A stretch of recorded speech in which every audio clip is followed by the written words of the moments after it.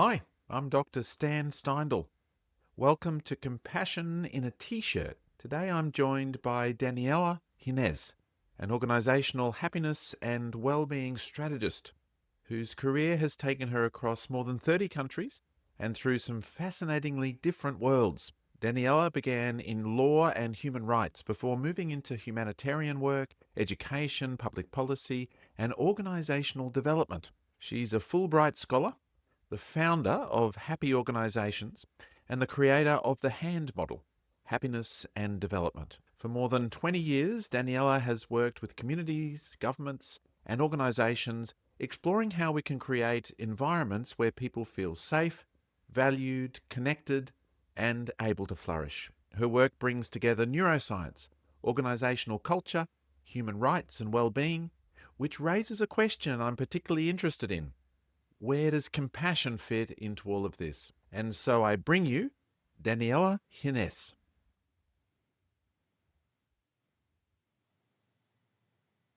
Daniela Jinés, welcome to Compassion in a T-shirt. Thank you so much for having me, for being so open. Since the moment I knocked at your door, you were so open. And I believe that people that work in our fields, they need to be so open as well, because at the end, our main goal is for people to know what we found and spread the good word. Spread the good word and make connections, and it's often relationship. Relationship is at the heart of it, isn't it really?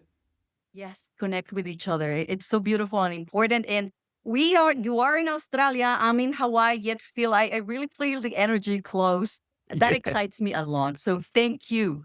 Yes, well, you've had a unique journey, really. Um, you've come from the law and human rights, but humanitarian work.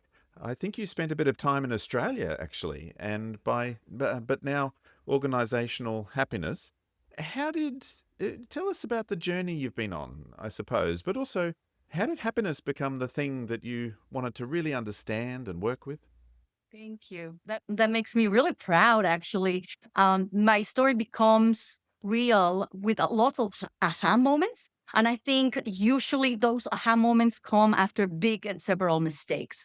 I want to, though, name my family. My mom's a psychologist, my dad's an economist, and we come from a very small town. They were always into humanitarian work. I grew up seeing how they would do and dedicate their lives to bring people smiles. Um, and That's all I knew. We were never rich family, uh, but we were really, really in touch of what matters, being grateful, realize how blessed we were. I'm a woman. Not every woman had an education opportunity in my country. And the fact that I did already made such difference. So I do want to acknowledge that. But one of my aha moments about happiness and work for organizational happiness was me in a hospital with pain that I had that doctors couldn't find. And laying on a hospital thinking that was it for me, with high levels of stress, high levels of chronic pain. Finally, the doctors in South America, in Chile, um, they they said I had high stress and anxiety. Of course, I couldn't believe it because yes, I did work 24/7 nonstop in a world that was dedicated to men, but I didn't see it that way. And then something hit me. The spirit, we call it so many names, God, the universe, that they were right, that I wasn't treating my body and my work as a purposeful thing. I was doing humanitarian work as a lawyer, but I wasn't considering myself. I wasn't considering my people. My team hated me. I think that those days that I was in the hospital, they were the happiest. And once I was back on my feet, I'm ready to go back to work. I saw their faces. They were frustrated because I was back. The ogre was back. And that's when my journey, that aha moment, kept on pushing me. Is there a better way to lead? Is there a better way to make my workers feel? Does that reflect on the services that we give? And after traveling, after many mistake after mistake, after science showing me MRIs, after co-workers telling me, hey, you were improving, I understood that, yeah, there is something there by trial and error that I can share with the world. That's the story. So many little ones, but yeah, mistakes, many mistakes, is or are what made me be here right now. Yeah, I love that notion that aha moments come out of our mistakes. And I appreciate that you really shared where things got to there. I mean, humanitarian work, compassionate action was in the blood by the sounds of it, like it was just built in with your family, your parents, the way that you knew to interact with the world. And it's still hard, isn't it? It's tricky. We sometimes give so much of ourselves, and we end up, you know, maybe even shifting a little bit away from some of those other values in some ways. The workplace and the team that you were working with got a bit it got a bit tricky there, and you found yourself, really kind of having to rethink the whole thing. When you talk about happiness at work, what do you really mean by happiness? Let me ask you, for you, what is happiness? What makes you happy and smile? Oh, well, that's very interesting. I think there's an external joy and happiness in the things that I might experience with people and friends and family, and there's a happiness that relates to purpose or doing good work and feeling kind of a contentment around what I might be trying to do or achieve. And there's an internal happiness. Well, it comes and goes a bit, I think, but yeah, sometimes in my quieter moments of reflection, I sometimes feel a warmth and satisfaction that sort of just bubbles along a little bit. I love asking this question. Not everyone responds so clearly. Of course, you are a specialist, so that makes sense. Well done. I Okay. love asking that question. Some people never really ask themselves what is happiness, and that hurts. As a humanity, people that didn't go inside to ask what it is. Other people do ask, and all of them come with different answers. And that is so beautiful and valid. And that's actually a celebration moment. Every human being is different, and every human being has the right, no one to make emphasis on right as a lawyer, to define what is happiness. But as a scientist, it's really hard to measure something if everyone has a different valid interpretation of it. So when someone asks me about happiness, I let them know that it's your right to define it. But since we want to measure it, we use neuroscience to define it. And we understand as neuroscientists that happiness is neurotransmitter, neurotransmitters, your nervous system, parasympathetic system working in such a harmonious way that you can bring the best of who you are to yourself, to the world, in a version of you that is healthier, stronger, and ready to enjoy life. And that briefs what you just said. It's not about always smiling. It's not always about smiling. It's not always laughing, but it's that harmony inside of you that lets you be healthy, strong, and give the best self. Now, in MRIs, you can see them and show them as a specialist for you. Of course, you can see specific things that can let us have tracks and patterns among people, family time, friendship, love, good exercise, eating. Those things are similar. So we cannot decide what is happiness for everyone, but we can measure what parts of the brain activate when people seem to be experiencing happiness. Isn't Right, it right. beautiful? Yes, I mean it's sort of mesmerizing listening and watching you talk about it. I can feel, as you say, all the way from Hawaii. I can feel the passion and the joy that you bring to some of these ideas. What is joy, or sorry, is joy or pleasure a part of happiness? Is it more that kind of sense of harmony and balance, or is it just all of these things, I suppose? I love the question. And it would depend if you see it from a medical perspective or a spiritual perspective or a legal perspective. Um, I consider myself a Stan, not a specialist, but I'm the most curious people. So I learned from people like you, from a neuro perspective way.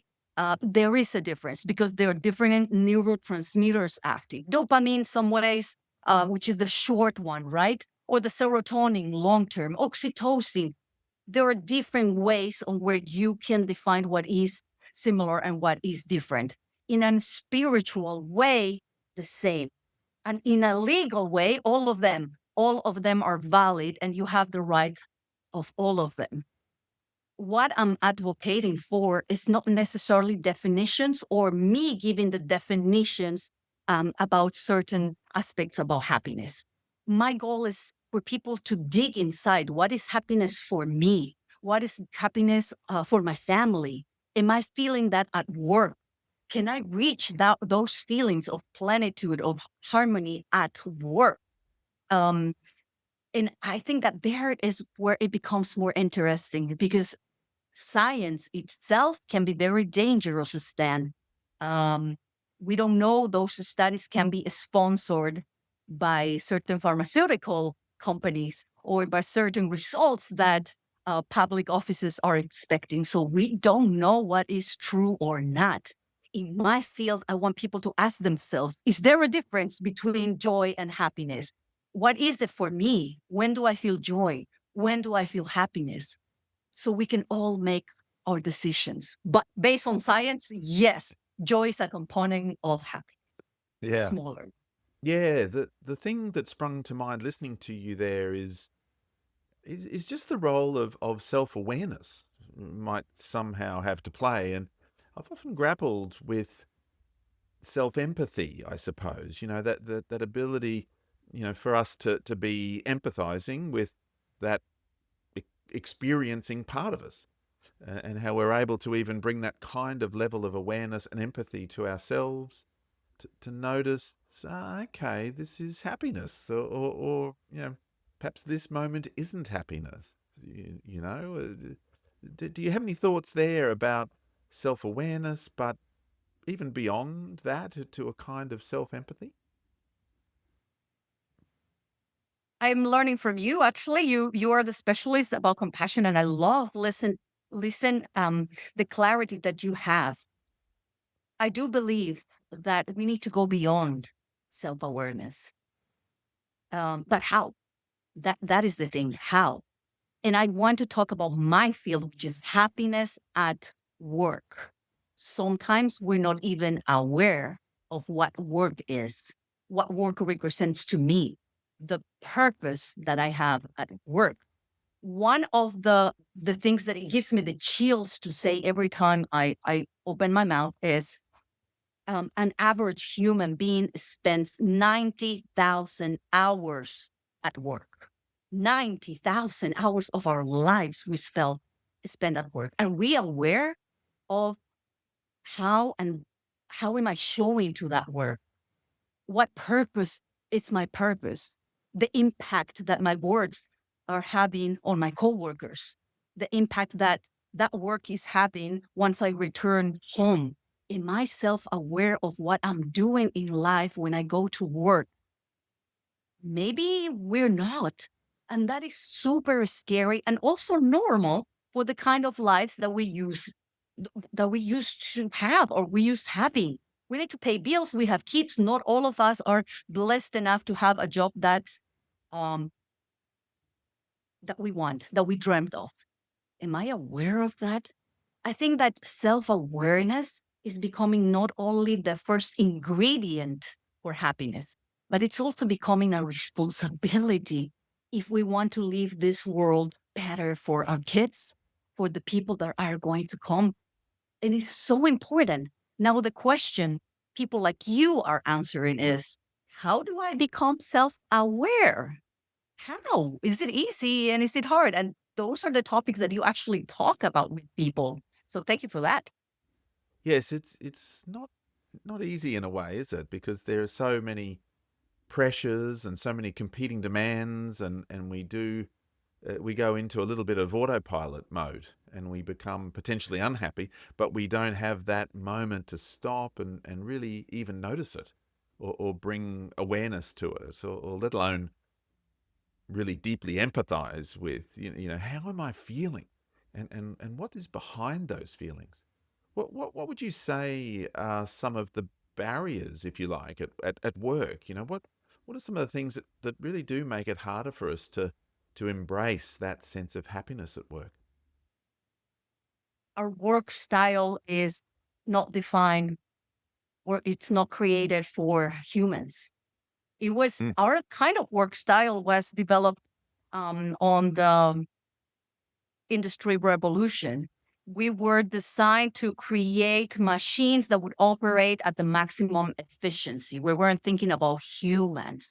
So, stand everything around our work style is dangerous. Everything is making high impact. There is not an understanding from organizations that they have a responsibility to make the workers happier, healthier. Leaders barely understand that it's their responsibility to create a good work environment. When I traveled the world for many years asking these kind of questions. People don't even recognize the right of being happy at work. When we associate work, we understand responsibility, burnout, tiredness. There's this concept that it's so hard that the more I do, the more tired I arrive home, it's the better worker I am. The more I sweat, the more I suffer, better I am.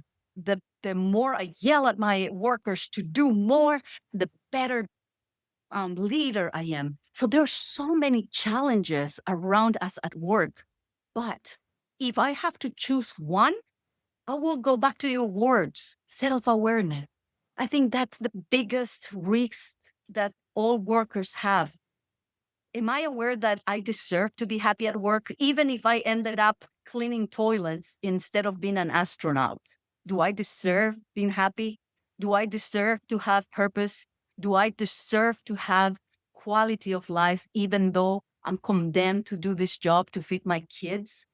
Um, I do believe that there's so many risks, but I also believe that when you internalize that you deserve better days, that's where the light shows. And that's where the change can actually happen. We're not going to change governments immediately. We're not going to change the law immediately. We're not going to change leaders immediately. What can change is, like you said, here, my awareness of what's happening. Do I want to do something about it? Okay, I do. And then how and what can I do about it? And Mm. then is when science like you and I can actually share what we know. And those are very hopeful and happy sharings. I'm very excited about what we've found. There is light even in the hardest jobs around the world. Yeah, I'm putting my therapist hat on, and I can hear all of the threat and drive that happens for people at work. There's threat system activation. Like what if I get in trouble, or what if I fail, or what if I'm not doing enough? What if I lose my job? What if I don't have enough money or financial security? There's a lot of threat system, and then there's also a lot of drive system, competing, doing, achieving, having success, comparing ourselves to others, feeling as if we're kind of not meeting that standard, and so on. And this kind of threat and drive really tips us towards sympathetic nervous system, doesn't it? Really, it really just kind of, like you said, the burnout and all of those things. It's almost like it's in the design, that it nurtures this threat based drive approach to things? I think that at this point, Stan, everything nurtures the burnout. Mm. From going to the supermarket, everyone's stressed out. From driving to work or taking the bus to work. Internet, media, that pressure of becoming someone or showing in the internet things that you don't necessarily have, but you want to show to the world. But once again, I think that you are the Superman of the day, and especially in this conversation, self awareness. I spent years of my life going to the most humble regions in different countries and talking with very fancy CEOs. When you ask them deep questions as, what do you want? I want happiness. Okay. What is happiness for you? Most of the people, what they want to answer or what they answer is, I want my loved ones to be happy. Okay, that's a good thing. How would you make your loved ones happy? Very rarely, the answer is by buying them the most expensive cell phone there is, or by sending them to the most expensive university. Rarely that is the answer. And then we go deep. So, how do you make them happy? Spending more time with them. Oh, okay. Are you spending enough time with them? No, because I have to go to work because I want to make my kids happy. Okay, but then why are you throwing so much hours at work when you could reduce the hours, have a little bit more of a humble job and spend more time in their family? And then you see the questions and you see the answers, and the surprise is bigger on the CEOs than on the humble people that do the land, that have humble work. So, Mm. this self awareness, this understanding of why am I doing this? Why is my purpose? I think that's one of the biggest solutions that we have to this system that is programming us from very little to define success as having a good job, making good money, and being better than anyone else. But it's the hedonic treadmill, isn't it? It's that sort of awful trap we get into where, I want to get a boat or something. And so I work hard and save my pennies and, I search on boatsales.com or something. And then eventually I get a boat and it's great. And I'm out on the boat. And then I go out again on the boat and it's good. And then I go out on my boat and it's good. It's good. But before I know it, I want to get a bigger boat. It's almost this unsatiable drive piece of it. And like you say, it's not about buying the family or whoever the latest iPhone. In fact, those sort of companies have nailed it, haven't they? They've worked us out, really, that they know how to hack into this kind of hedonic treadmill and keep us purchasing things. And when people stop and they think about it and they actually realize it's relationships that is where the meaning comes from and where the harmony comes from. And that's, I mean, in the therapeutic approach I use, we think of that as the soothing affiliative system. That we really are able to feel calm and safe when we feel close and connected, and a sense of belonging, with others, and somehow bringing that into our work, but just into our life, I suppose, is a part of the answer. And it's so wise. And everything that you just said is backed up by science in so many levels, at all levels. We created this movement called happy organizations, specialists from all over the world, because I think that the biggest mistake of a scientist is thinking that we know it all, that we've seen it all. It's so not true. So we have different kind of professionals, and we all disagree, which I think is beautiful because our ultimate goal is to make people ask questions, talk among each others, and try different recipes that we think they work. Um, and I think that that is super fantastic because we can show people that they are the only ones able to change themselves. So what you say, those little tips are things that our ancestors knew better. And of course, our ancestors made many mistakes, civil rights. There are many things that we've evolved from. But there are other things that they had it so right.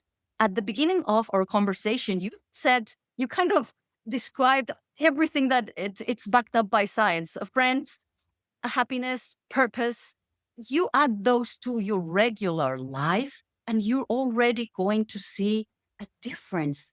You also said this immediate satisfaction, this dopamine that we need to have, and we're addicted to it because the longer term, we don't know what's going to happen.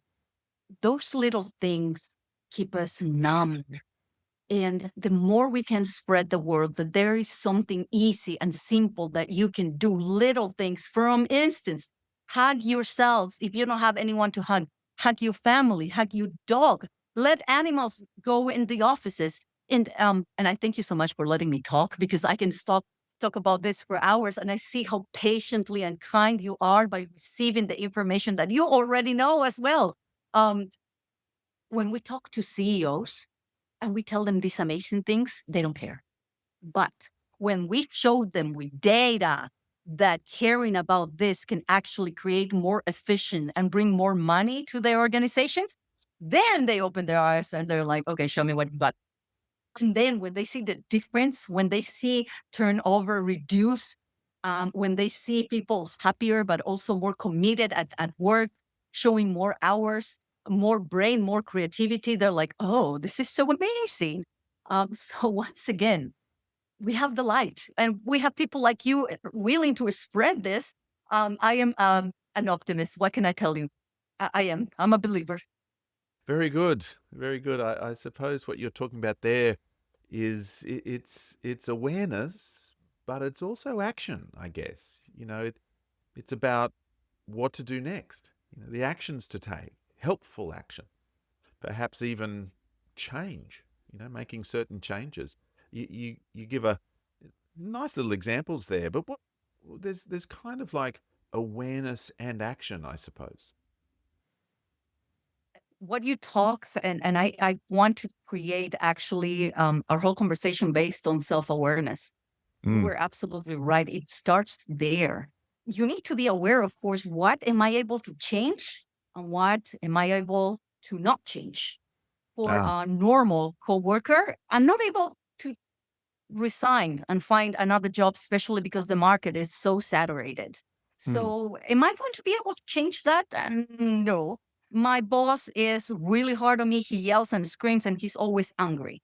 Am I going to be able to change that? Probably not in the short term, but I'm aware. And I'm also aware that I need to do something to stop this anxiety, stop this anger that I have every time that I come from work and I take it on my kids. This awareness is going to actually help me take actions and hear from people like you and I that are like, please, please use these little tips. You'll make it better. Don't believe me, try. Um, yeah, once they try, it works. I've always struggled with this, the idea that with burnout, sometimes it can feel a little bit like the onus is on the worker to prevent their own burnout, but actually they're somewhat caught in a system which really uh, perpetuates the burnout itself. And have you explored those kind of systemic changes too? The way that organizations, well, just you just mentioned that sometimes the bottom line is healthier when people are happier, in organizations. So, I mean, uh, that would motivate leaders and so on. But there's the role of the worker, and then there's the system around them, I suppose. I'm one of the biggest advocates as happiness as a human right at work. But we have a beautiful legal system around the world. It's not applied. And it is super hard. Then in my career, I've seen so many doors closed when I take that approach. It's so hard and devastating to see how organizations don't care, leaders don't care. They don't care about environment. They don't care about happiness as long as they produce and they make money. That's when they care. And we had as consultants, and in my career, I worked for the UN as well. I've seen so many times CEOs saying, I don't care. when we tell them, hey, but this can actually bring more money, some of them, they're like, okay, bring it. Some of them are, yeah, still don't care. This works for me and I don't care. So out of desperation, what do? We keep on knocking the door of public places, governments, like we're doing here in Hawaii. We knock the door of big CEOs, like we keep on doing around the US and I do in South America. But there are doors that are not going to open immediately. So what we do out of desperation, we try those doors and then we think, well, if they're not ready to open up, they're irresponsible, even creating, they're violating rights. What can we do? Well, we empower the ones that are suffering the most. And by empowering them, at least we can create some resistance. I don't want to call it as a revolution or a war, but when you see a driver becoming less angry at his wife, at their kids, after trying to empower themselves or finding purpose, then it makes sense. Then it's worth it. It's not a solution. It's not a quick fix.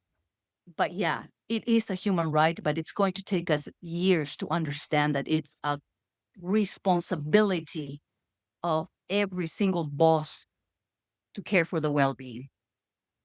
I've noticed a lot of talk lately about productivity.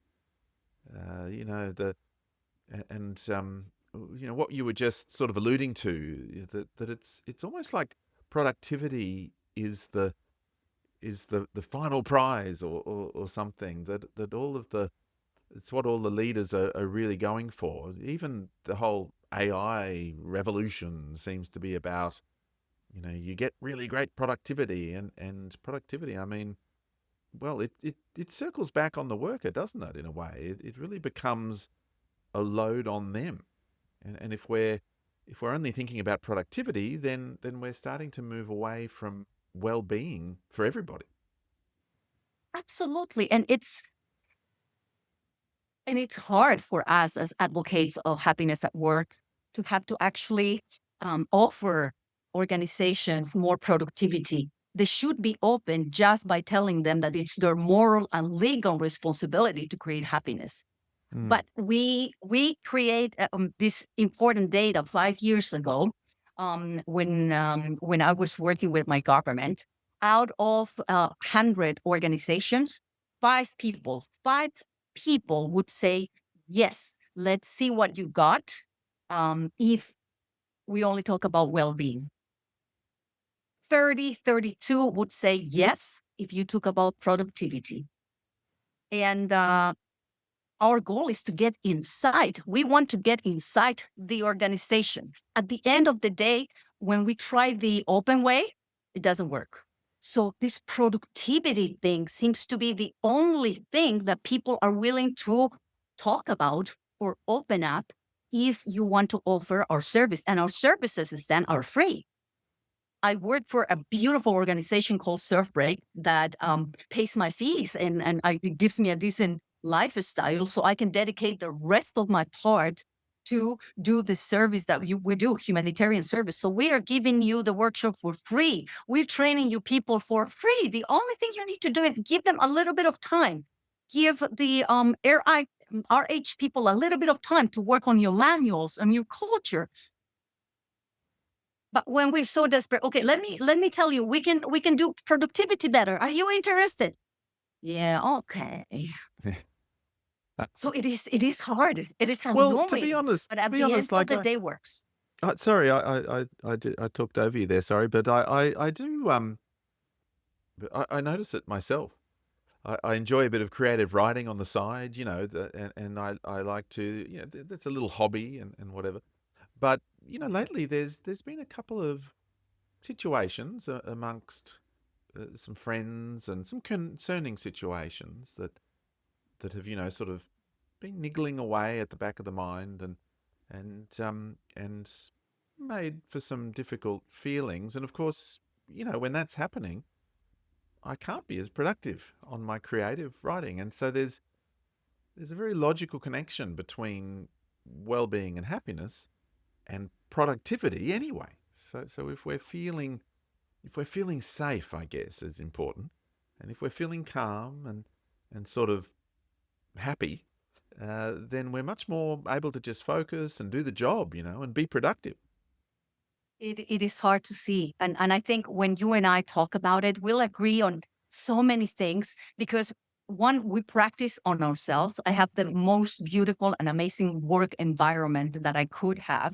So it works. It is possible. But my boss goes for a run 5 a.m. in the morning. He meditates.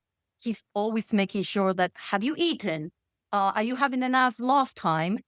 Did you go out and see the sunset? Who gets that?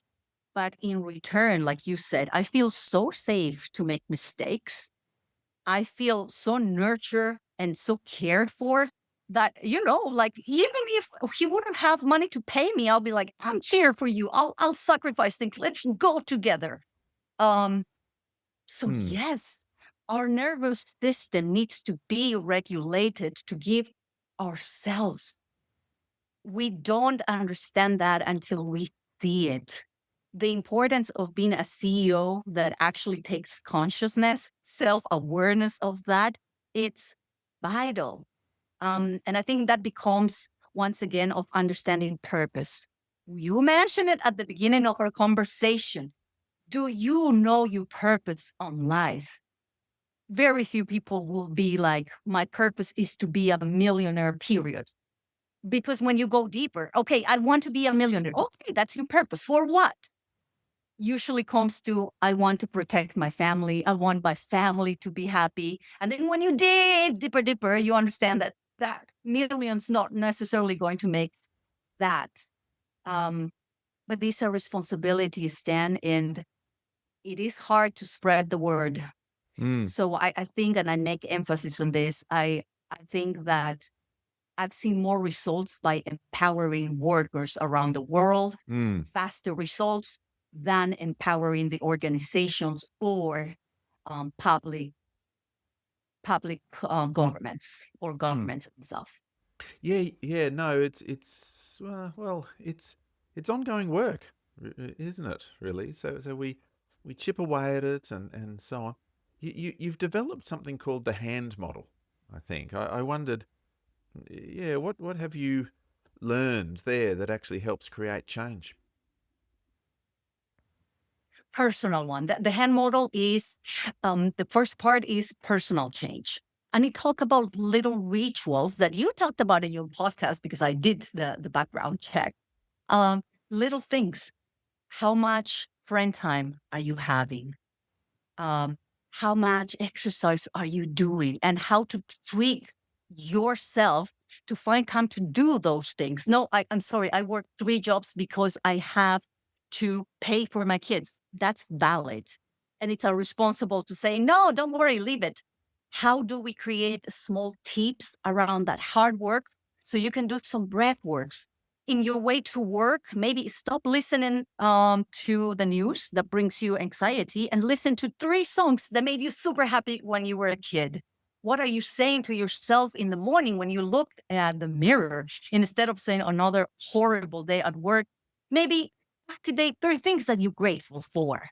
Little tips. So the hand model shows any worker how to be happy with what they have and how to rewire their brains from the very early in the morning.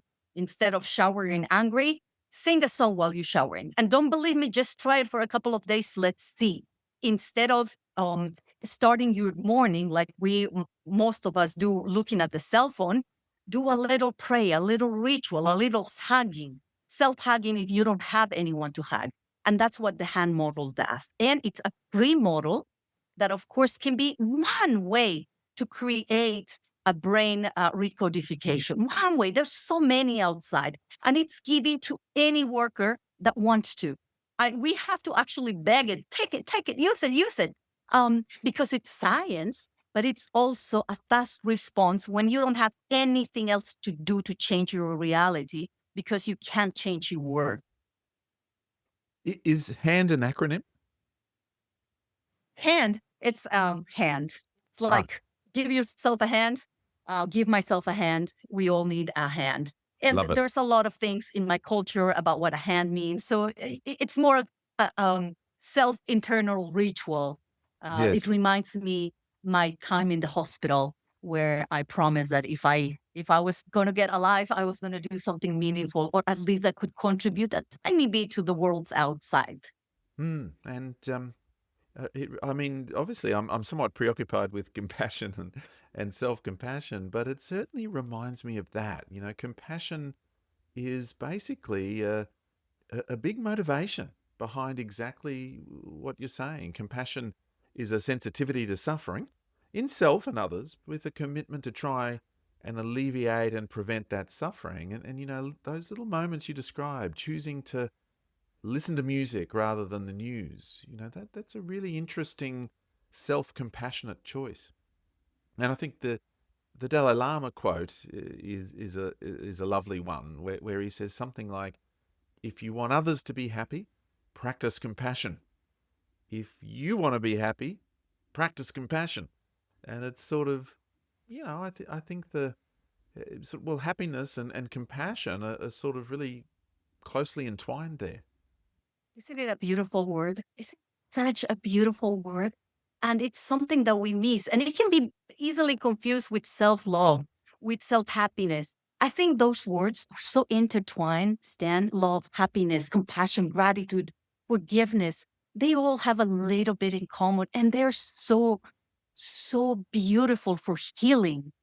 The US has one of the biggest abuse of antidepressants, of medication to kind of battle our emotions and feelings. And I'm not against medication. I think it's fantastic when it's managed with responsibility and it goes along other types of self awareness, the phrase of the day. Um, Compassion can be also understanding that your boss is going through such hard moments. It's not personal. That anger, that frustration, not always is personal. That thing that you see in your coworkers, if you take it with compassion, you can choose kindness, like the Lama said, instead of anger, instead of envy. I think that those words can do so much to heal us, our families, the world that we live in, and the beauty of it, and the powerful magic of it. And it's sometimes it takes one person. I have thousands of stories, not thousands, but probably hundreds that represent thousands and millions of stories of workers around the world that created movements that are unstoppable now because one act of compassion, one act of kindness or self compassion or self kindness. When we talk to ourselves, Stan, and you know this, and we are at work and we make mistakes, we tell ourselves, why are you stupid? Why are you so lazy? Why are you this bad? A little bit of compassion. Oh, Daniela, why did you make this mistake? Maybe you're tired. Maybe you need a rest. Maybe you need a hug. Maybe you need some beautiful sun. The same with compassion. So I think that yes, it sounds so naive. Yes, it sounds corny. But yes, it's also science. This is small little changes. This is small little acts of forgiveness, kindness, compassion, love, gratitude. They can make such a big difference on our nervous system if, like I discover in my hand model, we Hmm. use two things. And I'm so proud to use because there's great to do: patience and discipline. The brain is like a muscle. It takes time for you to grow the muscles that we see, and people seem so desperate to, show them, or the glutes. It takes time. So it takes time to use compassion, kindness, love to create a better brain, and discipline. Every time that something horrible is coming in my mind and I want to curse my boss and I want him to die, I think inside, okay, what if I practice compassion? What if I decide to send light instead of anger? And I train my body over and over and over. Things in the brain change so beautiful. And once again, there is light. Um, and it makes us better humans and happier humans. I think there's hope. Yeah, yeah. It's a funny one, isn't it? But I think that's so true. It's kind of like a muscle we need to exercise. Practice is the key. And being able to, like you're doing right now, being able to start with the breath, start with the body, kind of gradually strengthen parasympathetic nervous system, increase the vagal tone, or whatever language we want to use around it, but gradually become wise, strong, courageous, and caring. And when we face things, even at work, then, we're able to approach all of that in a way that does produce happiness, really. We feel happy when we can expand that circle of compassion to also include ourselves. That self-criticism bit that you were alluding to there, that's often the sting in the tail, isn't it? If we can bring self-compassion instead. You've given a few, actually, well, you've given several very practical things that people might do, but I thought I'd ask you at the end now, if someone's listening and maybe they're a leader or manager, or maybe they're part of the team, but they wanted to make their workplace a little happier, maybe a little bit more compassionate, where would you suggest they start? Self-awareness. I love that. Self-awareness is the best thing. What's my purpose? What is my purpose as a leader? Am I practicing what I'm saying? Am I proud of the human being that I am? Am I ready to say, please, I'm sorry, forgive me? Even those little things will help you find enough answers. We live in a world on where information is confusing us, but also we can take advantage of so much information that a leader can have to make their workplace happier. Even us, we offer training for free to any organization that wants to act. And if they want to make big changes, the first thing that we address with the leaders is, how much do you know yourself? What is your purpose? Are you happy? How is your organization going to be happy on a cultural level if you're not happy? Do you practice self care? Are you kind with yourself? Do you reason? Are you humble? No, I'm not at all. Okay, let's start just by being self-aware. Then you understand that the changes are progressively. But if you're starting, your team can also start. There's a little bit of kindness. We opened, and thank you for letting me share this, because sometimes when you want to share projects, you have to pay. I understand everything is commercial these days. But we started this free movement. It's called Workaholics Anonymous Lab. It's a free movement from people from all over the world, on where you come and you tell us what your problem is. And it's 1 hour a week. We train leaders, we train workers. That's what we want. We want the biggest CEO making millions a year in the same Zoom room that the person that drives a food truck or whatever, because all of them are important. So we all get to listen to each other at one level. And every Saturday, we discuss one topic, one little topic. It can be from my office smells bad, I don't know what to do, to the culture of my community at work community is horrible, or there's sexual harassment. So we bring the scientific part, the social parts, the psychological part, and then normal tips that they can use. The first thing you ask, how do I start? Self-awareness. Is this the kind of boss that I want to be? And then we ask following questions. If you would die, what would be your most proud moment at work? And this self-reflection kind of pushes you to know that the answer is not when I brought millions home. It can be when I made a client happy, when I made a family's life better. So the first step is to actually want to do it. And the rest, there are so many people like you and I that are working towards making a space better. Yes, yeah. We've come back to the self-awareness phrase, haven't we? Self-awareness, but self-reflection, asking really sort of penetrating questions, isn't it? Questions of oneself that we can stop and think, like, what are my values? what is my purpose? Who do I want to be? What makes me happy? How can I how can I start to take steps towards all of that? And yes, well, I'll put some links in the description, of course, and thank you. Um, people can people can go and see your stuff. There's actually a lot of resources on there, and you've been on other podcasts and so on, and there's various things people can find on your website. But Daniela Jinés, thank you very much for speaking with me on Compassion in a T-shirt.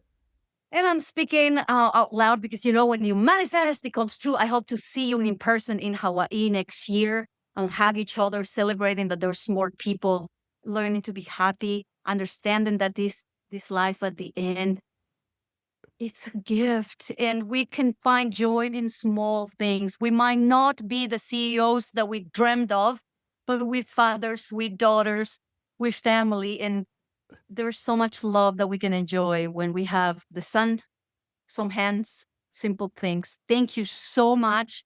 I have the biggest respect for you and what you do, and may the aloha be with you from Hawaii. Thank you.